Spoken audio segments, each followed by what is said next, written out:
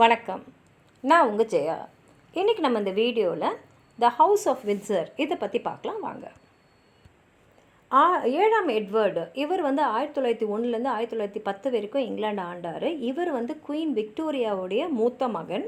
இவர் தான் முதலாக இங்கிலாண்டில் நேரடியாக ஒரு அரசாள்ற ராணியோடைய மகனாக ஒரு ராஜாவாக பதவி ஏற்றது இங்கிலாண்டில். அவர் பிரின்ஸ் ஆஃப் வேல்ஸாக இருக்கும் போதே ஜெர்மன் டைட்டில்ஸ் எல்லாம் அவர் புறக்கணிச்சிட்டதுனால அத்தோட ஹானோவரன் டைனஸ்டி முடிஞ்சிடுச்சு. இந்த ஹானோவரன் டைனஸ்டி மட்டும் 200 வருஷமாக இங்கிலாந்து ஆண்டிருக்காங்க. எட்வர்ட் ராஜா ஆகும்போது அவருக்கு 60 வயசு. ஆனால் என்னென்னா குயின் விக்டோரியாவுக்கு ரொம்ப வயசாக இருந்ததுனால அவங்க சார்பாக இவர் தான் எல்லா இடத்துக்கும் போவார். அப்படி பார்க்கும்போது பிரிட்டிஷ் எம்பையர் ஆண்ட எல்லா இடத்துக்குமே அவங்க அம்மாவோட சார்பாக போன பெருமை இவருக்கு இருக்குது. இவருக்கு அடுத்தது அரியணையில் ஏறினது 5ஆம் ஜார்ஜ். இவர் 1910லேருந்து 1936 வரைக்கும் இங்கிலாந்து ஆண்டார். இவர் எட்வர்டோட 2வது மகன். இவர் அரியணையில் ஏறும்போது இவருக்கு 45 வயசு. 1893 இவர் பிரின்ஸ் மேரி இவங்க 3ஆம் ஜார்ஜோடைய கொல்லுப்பேத்தி, கிரேட் கிராண்ட் டாட்டர். இதில் பார்த்திங்கன்னா முதல் முறையாக டியூடர்ஸ்க்கு அப்புறம் ராஜா ராணி 2 பேருமே பிரிட்டன்லேயே பிறந்து பிரிட்டன்லேயே படித்தவங்களாக இந்த வாட்டி ராஜா ராணி ஆகியிருக்காங்க. அது மாத்திரம் இல்லாமல் இவர் தான் முதல்ல என்னுடைய டைனஸ்டி ஹவுஸ் ஆஃப் வின்சர்னு சொல்லப்படணும் அப்படின்றத அறிவித்தார். 1911 ராஜாவும் ராணியும் இந்தியாவுக்கு வந்திருக்காங்க. அப்போ டெல்லியில் அவங்க ஒரு தர்பார் நடத்திருக்காங்க. அப்போ தான் அவர் என்ன சொல்லிட்டாருன்னா, அது வரைக்கும் கல்கட்டா தான் இந்தியாவுடைய தலைநகரமாக இருந்தது. இனிமேலுக்கு டெல்லி இந்தியாவோட தலைநகரமாக இருக்கும் அப்படின்னு அறிவித்தார். அந்த மாற்றம் 1916 நடந்தது. இந்த இந்தியாவுக்கு அவங்க வந்திருந்த போது சென்னைக்கும் அவங்க வந்திருந்தாங்க. அப்போ சென்னையோட பேர் மெட்ராஸு.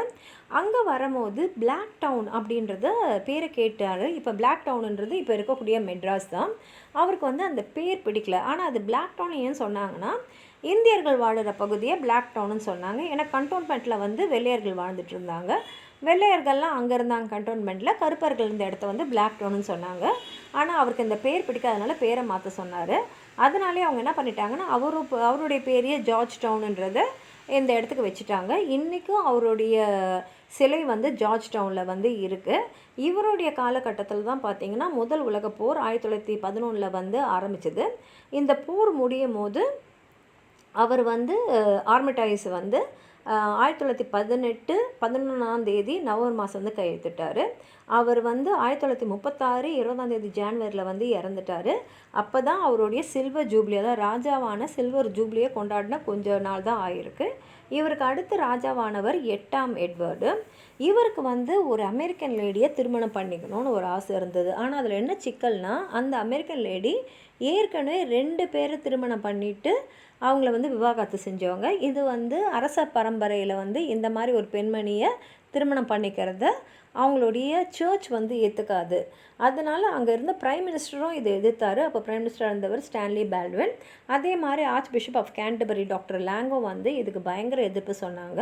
அவருக்கு நிறைய பேர் முக்கியமான நபர்கள் அப்புறம் பத்திரிகைகள்லாம் ஆதரவு கொடுத்தாலும் ராஜா அவருடைய அந்த ராஜ பதவியை அவர் எனக்கு வேண்டான்னு புறக்கணிச்சிட்டு அவர் அரியணை வேண்டான்னு சொல்லிட்டு அமெரிக்காவுக்கு போயிட்டார். இதை அவர் 11 டிசம்பரில் ஒரு ரேடியோவில் ப்ராட்காஸ்ட் பண்ணும் போது அவருடைய முடிவை தெரிவித்தார். அதனால் அவருடைய தம்பியான டியூக் ஆஃப் யார்க் அவர் 6ஆம் ஜார்ஜாக அந்த நாட்டோடைய, அதாவது இங்கிலாண்டோடைய அரசனானார். அதனால் பார்த்திங்கன்னா 1936 மட்டும் இங்கிலாண்டில் 3 ராஜாக்கள் இங்கிலாந்து ஆண்டிருக்காங்க. ஜார்ஜ் தான் 6 1936லேருந்து 1952 வரைக்கும் அவர் இங்கிலாந்து ஆண்டிருக்காரு. அவர் ராஜாவான 3ஆவது வருஷமே பார்த்திங்கன்னா 2ஆம் உலகப் போர் ஆரம்பிச்சிடுச்சு. இந்த போர் முடியும் போது அவர் உலகத்தையே ஆடிட்டு இருந்த பிரிட்டிஷ் எம்பையரை தனித்தனியாக அவங்கவுங்க நாடுகளுக்கு விடுதலை தர வேண்டியிருந்தது. அதாவது 300 வருஷமாக அவங்க ஒரு நாட்டையும் கைப்பற்றி அவங்களோட காலனியாக வச்சுருந்தது. அவருடைய ஆட்சிக்கு அப்புறம் அவங்கவுங்களுக்கு சுதந்திரம் கொடுக்க வேண்டிய நிலைமைக்கு அவர் தள்ளப்பட்டார். அவர் இறந்தது 1952 6ஆம் தேதி பிப்ரவரி. அவருக்கு அப்புறம் அவருடைய மூத்த மகளான எலிசபெத் இங்கிலாந்துடைய ராணியாக 1953 ஜூன் 2 அன்னைக்கு அவங்க வந்து அரியணையில் ஏறினாங்க. உங்களுக்கு ஏதாவது சொல்லணும்னு நினச்சிங்கன்னா கீழே இருக்கிற கமெண்ட் பாக்ஸில் எழுதுங்க. இந்த வீடியோ லைக் பண்ணுங்கள், உங்கள் ஃப்ரெண்ட்ஸோடு ஷேர் பண்ணுங்கள். சப்ஸ்கிரைப் பண்ணாதவங்களாம் ப்ளீஸ் சப்ஸ்கிரைப் பண்ணி சப்போர்ட் பண்ணுங்கள். நன்றி.